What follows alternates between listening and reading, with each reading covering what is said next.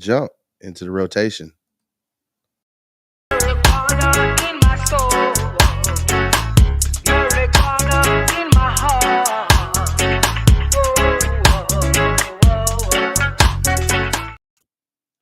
All right. Well, I want to welcome a very special guest into the rotation today, especially as part of our Tampa City Council series. We always say elections matter, but local elections matter the most because those are the folks closest to you in your neighborhoods that have the biggest impact on your lives. And so, welcoming from District 3, current City Councilwoman, Lynn Hurtak. Lynn, welcome to the show. Thank you for having me. I'm really happy to be here today. Yeah, it's a pleasure to have you on the show for the first time. So, we're glad to have you. So, here at Suncoast Normal, we have one simple mission. We're working to legalize it. We want to make sure that all responsible cannabis users have safe and reliable access. And so since 1970, Normal's been on the front line advocating, the right way, putting on the suit and ties, doing the song and dance of politics, trying to make it happen. When you think back of the counterculture movements of the 60s and how people would protest and such, it's a lot different than actually engaging into the political system. And so locally, we've been able to work here to have the city council in 2015 adopt a decrim ordinance, and we've been working at the local level across the state to make sure other counties and municipalities do the same.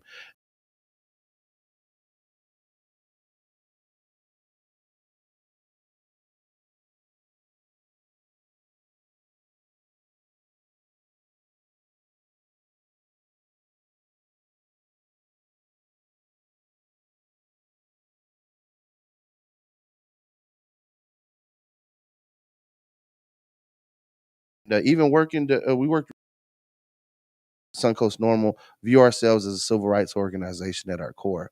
And so we're going to continue to fight, and people always ask, oh, well, once it's legal in Florida, what are you guys going to do?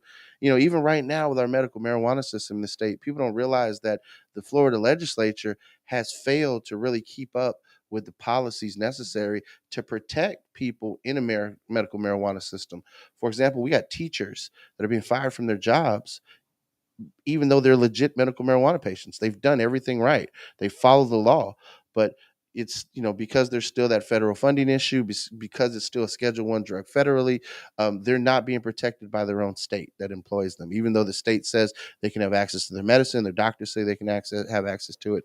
So for the past 3 years, we've been advocating for a public employee protection bill, but it's been shot down, not given hearings, and so these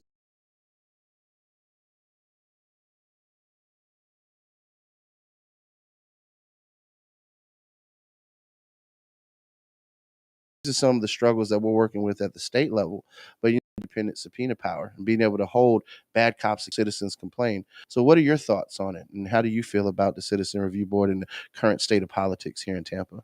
Well, I voted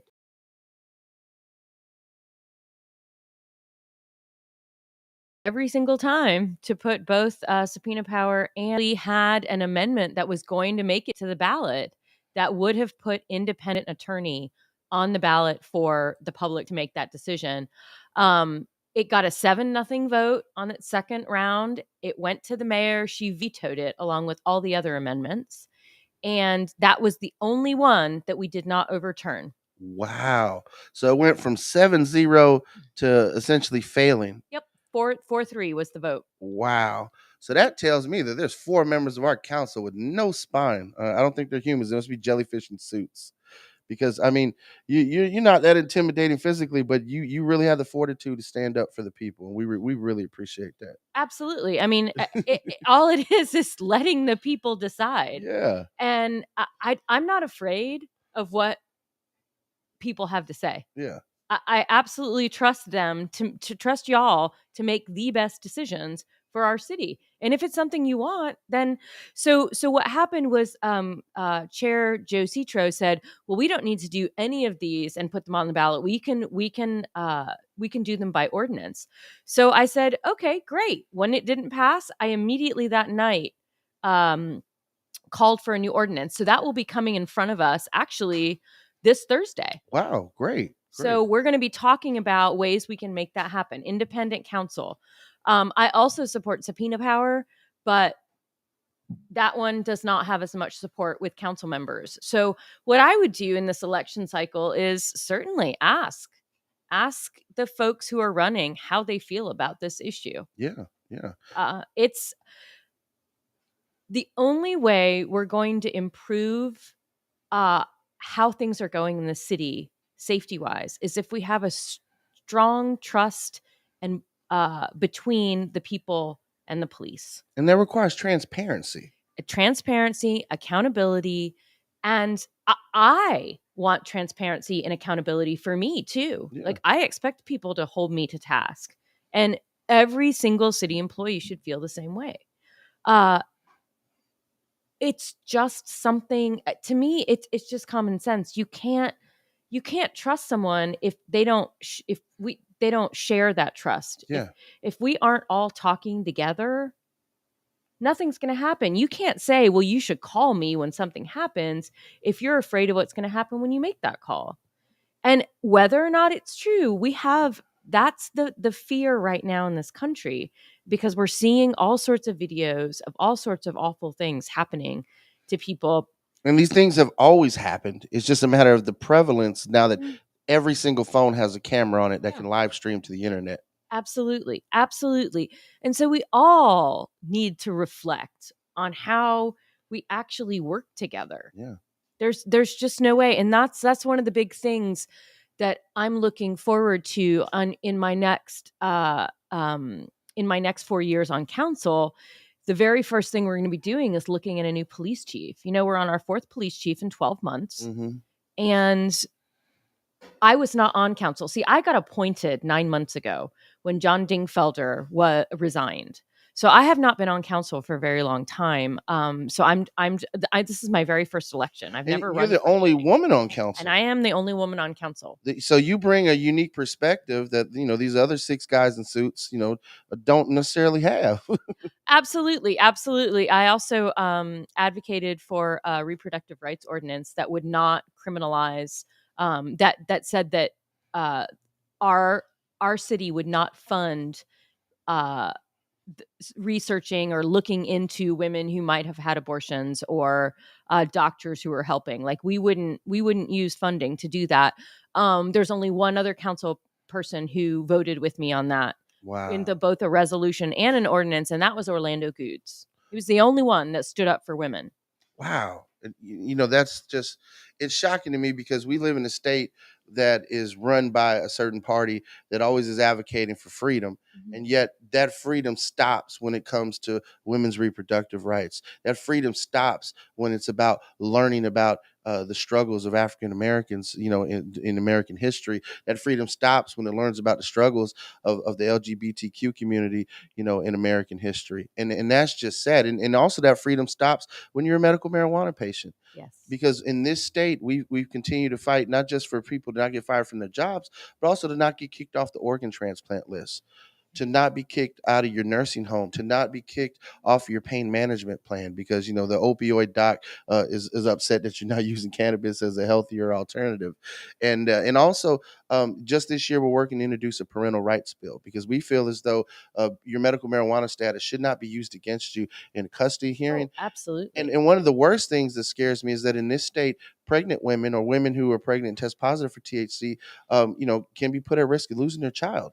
And if your doctor feels as though this is the best thing for you to manage your morning sickness, then this should be it. It should be a decision between you and your doctor. In this state, there's so many decisions that should be between a woman and her doctor, and not the politicians inserting themselves into it. Absolutely. Absolutely. That it's not freedom if you are constantly like going up against walls. I'm hopeful that I know that we're working on a full legalization for 2024, if I'm correct. There is an ordinance from Smart and Safe Florida, which is pushing for that as well. There'll be another petition, which I know is dropping in the next couple months, which will allow medical marijuana patients the right to grow at home as well. And I know that's part of the controversy of the existing adult use amendment is there's nothing securing people's right to grow at home, and we're actually advocating at the state level for an alternative because we know that the conservative majority in our state legislature doesn't want to give people the rights, but they're always advocating about freedom. And so the right to grow at home for a lot of medical patients is an issue. I know locally, Joe Redner here sued all the way to the Florida Supreme Court because the amendment we passed gave people the right to the whole plant. And currently, only the MMTCs basically have the rights to control and grow the plants. And so, there are people who can't afford the medicine at the prices it's set at the MMTCs. There's also people who don't trust the medicine that our MMTCs are putting out, whether it's because there's mold in them, microplastics, pests, and pesticides. And that's a major concern for a lot of folks. We've had third party labs here in Florida falsifying results or giving the results that the treatment centers want to see. And so that's a major concern. Mhm. And then, even then, the DeSantis administration has failed to issue out new licenses. They're finally in the next month going to issue out 20 more licenses. They're behind issuing 22 licenses. And then these new licenses are going to be much more costly than the original ones. The original ones were a 60K non-refundable application fee, and you had to be a nurseryman for 30 contiguous years in Florida. And the reason that was became a problem was because if you go back 30 years, there was an effort to run black farmers out of Florida, and so there weren't nurseryman licenses able to be granted to some folks. And so we have this whole class of folks under a Pickford case versus the United States Department of Agriculture that a black farmer essentially is going to get one license, and then that's been tied up now in litigation. And so the DeSantis administration has utilized litigation as an excuse to punt the football and make a system that's patient centric. And so that's where our biggest criticism of the last 4 years of this system has been. And we, as much as we support, as I said, our mission to legalize it, we don't want to see sick people left behind. And so that's why we continue to advocate to be a patient centric organization as well. No, and that's absolutely right. I have family members who are medical marijuana patients, and having to go through not knowing the dosage, what would work for them, like going through the entire process has been really confusing. Yeah. But it's been wildly helpful when they find what they need. But unfortunately, it's taken a lot of time to get there, and then they they can't rely on the continuity Hmm. of that. And so I completely understand because I have been Yeah, supply and following it. demand. The worst thing for a lot of patients is going into their neighborhood dispensary that's closest to them, so they have to drive however many miles, and then to find out you're out of the main product they need to stay healthy. I mean, to a cancer patient, that's devastating. To someone with chronic pain, that's insane. And so the right to grow at home just makes sense. If you can grow it cheaper at your own house, you can curtail your medicine and your genetics to whatever your debilitating condition is. To us, that just makes sense. That's good public policy. Yeah, but no one gets taxes off that. So I'm just saying that's, Yeah. that's what the state is most concerned about instead of people's health. Ironically, I work in the DC, Maryland area, and currently Maryland's in the process of implementing their adult use system. And to find out that in a triple blue state like Maryland, they're the same exact shortcomings in the system as a triple red state like Florida. To me, it's like political parties don't matter when politicians are not hearing the message. Mhm. And so, Tampa City Council elections are nonpartisan. So we don't know if there's a D or R behind someone's name. You kind of either have to guess, you got to listen to how they talk on policies. But Lynn, in a nutshell, share with the folks, what your vision is for what you want to bring to this seat for the next 4 years. Um I mean, I can tell you I'm a Democrat. I've been a Democrat since I registered to vote, and I vote in every election, and I have since I turned 18. Um and you're right. Local politics is the most important because it's where the rubber hits the road, as they say. I mean, you can call us up, you can see us places, you can make sure something happens. My biggest points for this coming election are the issues that people are telling me they care about, which is affordable housing, transportation, and sustainability. Most especially focused on keeping sewer water out of our aquifer Oh man. and improving trash overall. Uh, I want to take a second to talk about that. When I first heard that the mayor had this grand idea to take shitty water, throw bleach in it, and then put it back into the water supply. I was living. I'm just like, sometimes the water stinks as it is coming into the house because it's pumped from the Hillsborough River. So now you want to drop even dirtier water into our water supply and put chemicals on top of it. And that's what we're supposed to drink and shower. So, follow the money. Imagine what evil wants to dump shit. We can't figure that either because it's behind it. Basically, I was vice president of the Heights Neighborhood Association. I was appointed to council, and I'd been serving on their issues for many years. And this was an issue that was a huge deal that I knew about even before joining, because most of those pumps that would send it into the aquifer and pull it out of the aquifer were going to be in Seminole Heights. So we were very concerned because we have a not small amount of people that still drink well water in the neighborhood, and probably throughout the city. You'd be surprised at the number of people that still have wells. So we looked at it from that point. So we were working with the Friends of the River and the Sierra Club and the League of Women Voters for a long time on this. But basically, the plan is to take that wastewater that's being cleaned to 96%. Like they're trying to pull out as much as they can. And right now, it goes into the bay. And which would explain green. Well,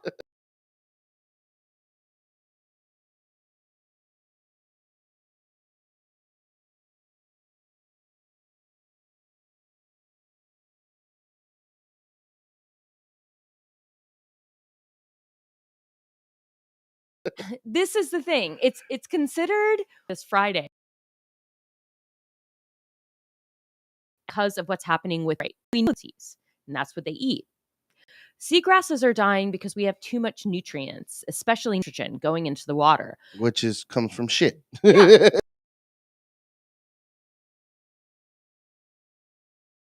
So one of the things that we actually did as council, we are doing this pilot test. We've got $1 million grant from the state to try this 6 pilot test that would take out more PFAS and PFOA, which are those small plastic particles, and more nutrients like nitrogen to see if we can put out even cleaner water into the bay that would hopefully then help the seagrasses. And our goal then is to be able to consider our outflow as beneficial use so we don't have to do something else with it. And that's basically the state. The reason we're talking about this is the state has required us to do this. It was called Senate Bill 64, and it said that you can't just send your water out. It has to have a beneficial use. Okay. And one of the reasons we're doing this is because one of my opponents, Janet Cruz, voted for this twice. So that she's the reason that we're having to do this. Wow. I find it ironic too, because isn't like her daughter the mayor's girlfriend too? So it's almost like a family thing, a family cartel, if you will. Yes, she is the mayor's mother-in-law. She Wow. is. Yeah. So, but I like to tell people that because what happens at the state level, we don't always know. Yeah. But this is something that's directly impacted our community that could cost up to $6 billion. Well, and so seeing if we can get that beneficial use.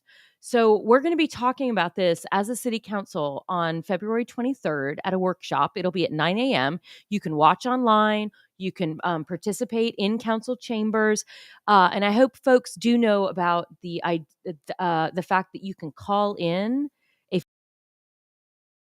if you don't have the time or the ability to come into council, register up to 24 hours in advance.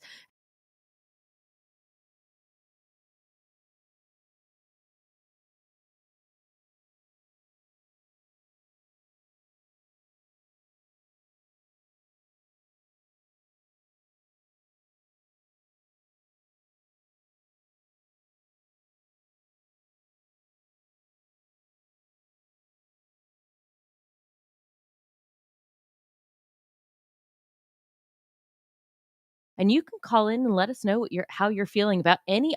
Back in December, November, time runs together. I basically said, okay, we're not going to fund this anymore. They wanted $1 million more PR firm to try to convince people that this was a good idea. And I said, no, we're just going to take this back. And we all as citizens want to know, Like, why are we even doing this? We have the most rainwater. We have the most water of any other state besides one, and that's Louisiana. So why are we doing this? What would happen if we just kept doing what we're doing, the status quo? And so that's what they're going to come back and let us know. What would happen to um, the outflow that we're putting into the bay? Mhm. So right now, there are no consequences. The state bill doesn't have any consequences. Is it going to cost us money? Like, what's going to happen to us? What's going to happen to the minimum flows we have to put in the Hillsborough River? And what's going to happen to the reservoir, the water? Like, are we really looking at a shortage? And Mhm. so this is this kind of stuff we're going to be talking about on the 23rd, in addition to just my big issue is, if we're facing this water crisis, why aren't we putting a fraction of the money that it could cost into education and getting people to conserve water? Yeah. I mean, the other issues that I see is w- the politicians of this state and really the different municipalities and counties not communicating with each other effectively to understand that our water supply is interconnected. You cannot give Nestle a blank carte blanche ability to pump Jenny Springs dry and then see our aquifer drop and then ignore all the other problems that are created in the Tampa Bay area from that.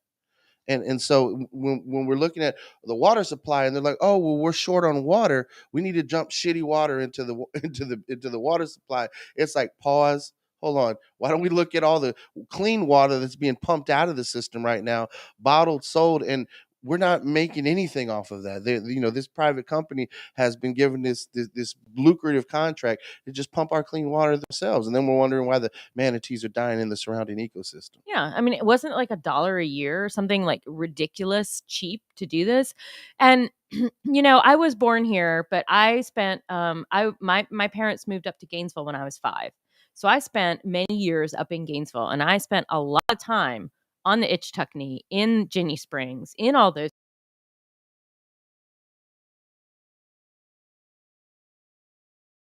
areas. So I'm acutely aware of it. It's been a problem in North Florida